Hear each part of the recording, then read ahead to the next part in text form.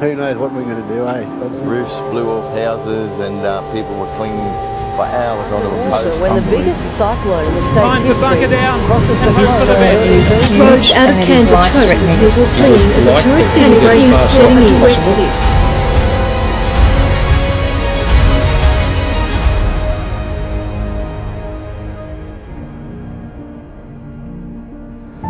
I think February the 3rd, 2011 is probably a date that neither of us will ever forget. It was the day that Cyclone Yasi was bearing down on the North Queensland coast. Earlier this year, I interviewed my grandparents, Ray and Terri Scarborough, about their ordeal with severe tropical cyclone Yasi. It's something I've wanted to do for a while now, and as of February of 2021, marking 10 years since the cyclone ravaged the coast of North Queensland, I thought that there's no better time to do it. As you can imagine, with a cyclone this size, everyone around the world had heard about it, so you can imagine the post-traumatic stress that my grandparents faced afterwards, and they dive deep into the cleanup of it, the rescue operations, the preparation, the cost of the damage, everything. Evacuations are underway in Far North Queensland as locals and tourists flee the path of monster Cyclone Yasi. Much of the Cairns CBD is expected to go underwater when the biggest cyclone in the state's history crosses the coast early Thursday. We had been warned that it was a very, very big cyclone, and at first it was thought to be coming in over Cairns, and then it veered slightly and it was headed straight for Mission Beach, and we lived beachfront at Mission Beach, which put us in the firing line. So you sort of knew that no matter whether it hit Cairns or not, it was going to impact you, but you didn't know early on that it was going to come right across Mission Beach, right? No, not in the initial, because it was initially spotted way out to sea, like we were talking a few hundred kilometres out, and as those things progress, they get worse and worse and worse. The funny part about it was that when we were told we had to evacuate, which was a day and a half or 2 days before they figured it would cross the coast, the sea was really, really calm, but eerily calm, because there was no birds. Yeah. There was no wildlife, no birds. And we had two homes to pack up. We had two apartments. We lived in one apartment, and the lower apartment was a holiday rental, which fortunately didn't have any people in it. Yeah, we stopped and took photos before we left, because we didn't think it would be there. We left the next day and we went to friends who lived at South Mission Beach. We did have to leave our brand new Nissan X-Trail in the garage and hope for the best. It was 3 days old. With the monster storm due to hit in just over 24 hours, panic is setting in. So at this point, the residents of Mission Beach knew that the eye of this Category 5 Cyclone Yasi was going to cross the coast, which resulted in Ray and Terri having to evacuate their house in Wangalee Beach, and they went down to another one of their friends' houses at South Mission Beach.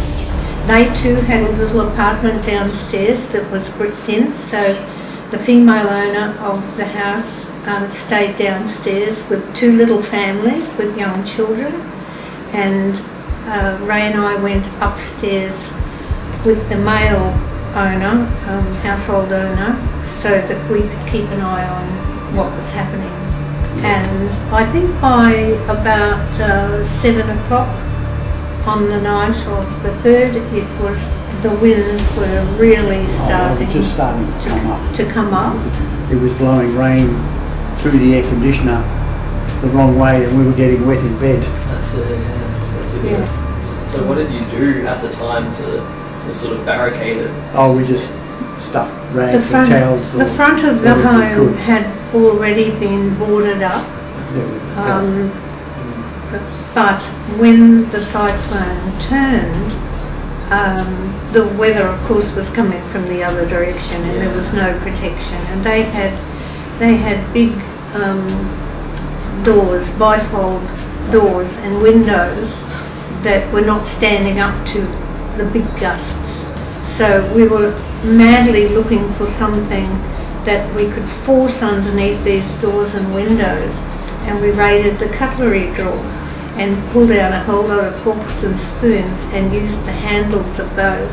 And the men went out onto the veranda. I stayed inside. I was holding the windows because they wanted to be popped out, and I was holding them in, and my mate Pussy went around and jammed the knives and forks and spoons into the cracks in the window, and that held it down.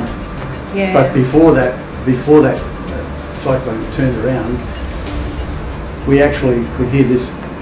We looked out, and here's the washing machine bouncing across the Outside or? On the open veranda, it was bouncing across in front of us. We couldn't do anything about it. So now by this time it's 11 o'clock. The biggest cyclone in Queensland's history is about an hour away from crossing the coast at Mission Beach. As Terri mentioned before, even at their friend's place, they were right near the waterfront, meaning the cyclone was at its peak intensity when it crossed the coast. At the eye wall, wind gusts were recorded at 285 kilometers an hour, which is about 155 miles per hour. That is just an insane record of wind for this cyclone to hold. The cyclone, the eye actually came over at midnight, or about 10 minutes past midnight, and by that time, I must admit, I had not dealt well with this. I was becoming more anxious by the minute because parts of the house were flying off around us, guttering was hanging and banging on the side of the house. There was one almighty gust that just hit. I'm sure I felt my teeth rattle, and it just hit so hard that I actually screamed.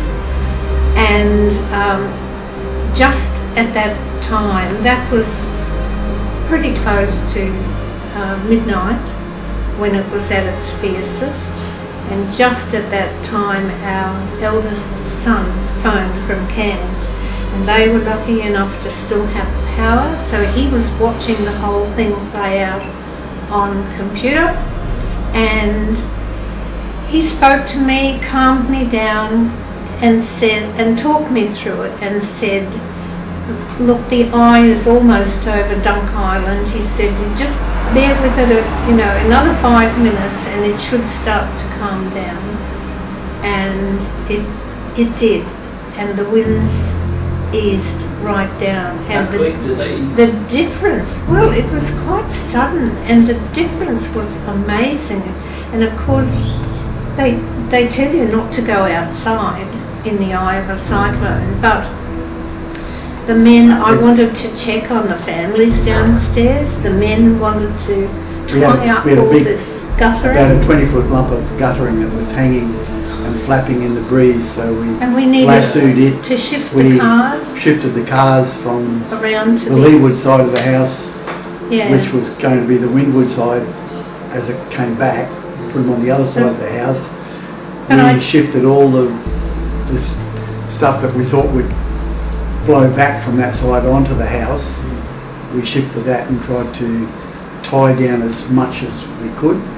But if there was a lovely, memorable moment to be had from Cyclone Yasi, it was standing under that eye and looking up at black velvet studded by diamonds. It was the most magnificent sight, wasn't it?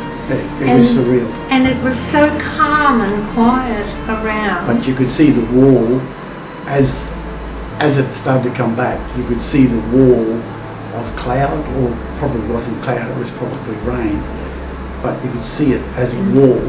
And then you could hear it. You could see that, and then that roar came. Then you could hear the roar. Now, the eye of the cyclone is honestly the thing I find most incredible about these storms.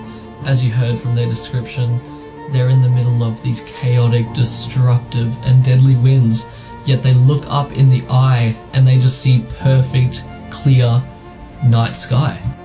This is the eye wall, the stadium effect, looking all the way around.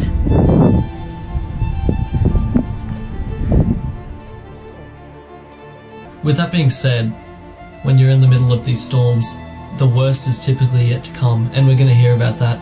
The destructive winds that follow this calm eye are just unbelievable. Close to 300 kilometers an hour. What did it sound like? It sounded like standing right beside a jumbo jet. Jumbo jet. That's how you have to liken it to someone firing guns or something like that, because all the branches, when they break in a hurry. They just snap, and they just sound like a rifle shot or something like that. My girlfriend, who was downstairs with the young families, they hadn't let the children out, of course. I knew that she wasn't coping any better than I was, because as soon as that noise started, she started calling out saying, "It's coming, it's coming, it's coming back," and everyone was making a rush, you know, for their particular spot, and we rushed back upstairs and looked ourselves in. And the second half, we didn't believe it could be, but the second half coming from the opposite direction was worse than the first. You could feel it dying. Yep. And it hasn't gone. It just hadn't gone, but you could feel it dying. I can imagine the calmer period of it was still probably about 100 kilometre an hour. Yes, it was. And bear in mind that by this time we didn't have any power. It's very hard to describe because the whole experience is surreal. It is just... So we rested for about an hour and a half, and the phone rang. The phone line was still working, and family from New Zealand, family of the homeowners, phoned because everyone in the world was hearing about Cyclone Yasi, and we walked out onto that veranda, and Anne and I just fell into each other's arms and cried. We rang the lady up the road 2 doors up and said, "Hey, I think we got your garden shed in our front yard." And she said, "What colour is it?" We said, "Oh, it's silver." She said, "No, it's not mine, mine's green." So it came from some... So she didn't know where hers ended up. The hardest thing was a friend rang up and said, "Ray, are you able to drive down to South Mission and check my daughter's house for her?" On the beach. On the beach, like 1 street back. I said sure, so I jumped in my car and took off. Going down the hill, it was just really hard because there was just metal and trees and the power lines were hanging everywhere. I sort of had a quick look and I mean I was feeling a bit overwhelmed, and I headed back home. And I told him, and I rang him, and it was fine. And then a cousin rang to ask how things were going. And I started to tell him, but I got to admit, I broke down. Had to hand the phone on to somebody else. Then we were concerned what our house looked like, because it was the other way. You hadn't been back. And we hadn't been back. So it took us a few hours before we were able to get back. I was diagnosed later with PTSD. That was really worse for me than living through the cyclone. And then to see our relatively newly renovated home standing up like a castle on top of a hill, particularly that reduced me to tears again. But particularly the other end of the block, the home was totally destroyed. There were blocks of 3 units. Units that were just totally wiped out. They just, the top floor had gone. And after that, every time we left Mission Beach and then came back again and drove through the rainforest, which was just... It wasn't rainforest, it was just sticks. It was just sticks. And my PTSD would flare again, and I'd be in tears.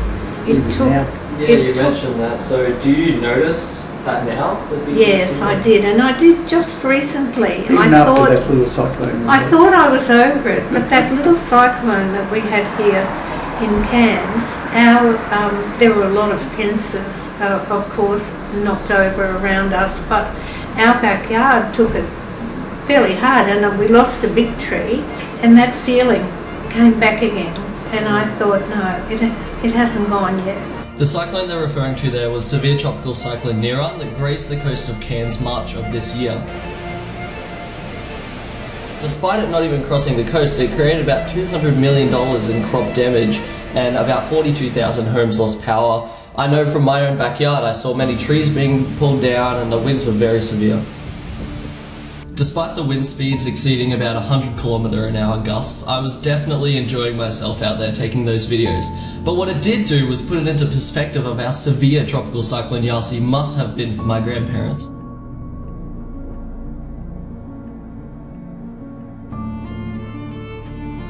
A few things happened simultaneously. They flew the army in to the big cricket ground, football ground, and they had water because water was a bit of a problem. So you could go up there and they'd give you a case of bottled water. We had both trained in the previous couple of years for Red Cross emergency services. And even though our Mission Beach group wasn't officially activated, our team leader called upon us to assist. And so what we were doing was taking the big Red Cross van, and that was our job, to the smaller communities that were really, really badly hit. You immediately think, I need help, why isn't anybody helping? Yeah. But until you've been through it, you realise that these things don't happen straight away. You have to be patient and you have to be able to look after yourself or your neighbours for at least 48 hours, maybe longer. That's why they want you to be sort of prepared. Yeah, and it is important. People think, oh, I've got plenty in my pantry, but you can't rely on frozen goods because we didn't have power for nearly 3 weeks. But our army servicemen and women became familiar faces. Yeah. We were lucky in so much as we only a bit under $20,000 damage. There was some damage that we didn't realise had happened, and it didn't show up until about 5 years later in the form of rusting iron. Obviously salt water had been pushed in under the roofing and the rust came from underneath out. After Yasi and everything, did you notice that people started to sort of move out of Mission Beach and Tully? Like, did people leave? Yeah, A lot of people did. There was two reasons. There was a couple of reasons for it. One, because there were some people who just said, "That's it. We're not doing this again."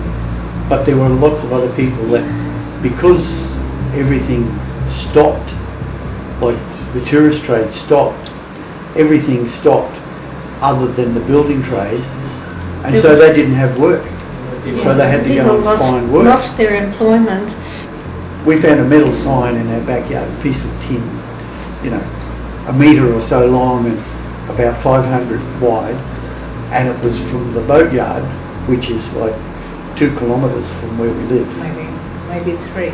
Yeah. And somehow it ended up in our backyard. Despite $3.5 billion of damage, the great preparation from tens of thousands of Far North Queensland residents resulted in the safety of so many people like Ray and Terri, who felt the full force of Cyclone Yasi.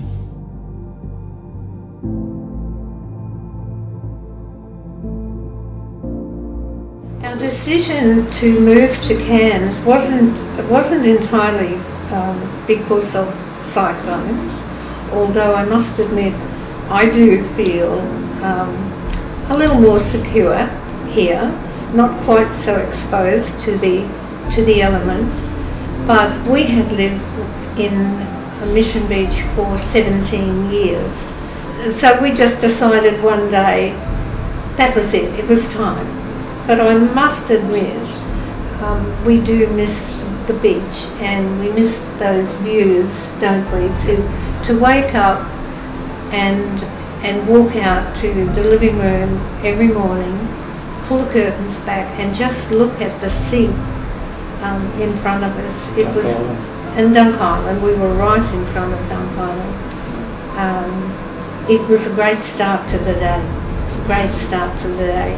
But here we have different views. We have our gardens, and I love my gardens, and we're close to families. So we do an out here in the valley, as I like to call it, where we feel quite sheltered. Yeah. But in retrospect, I've had about 7 or 8, maybe 9 cyclones, but I would say that Yasi was the worst.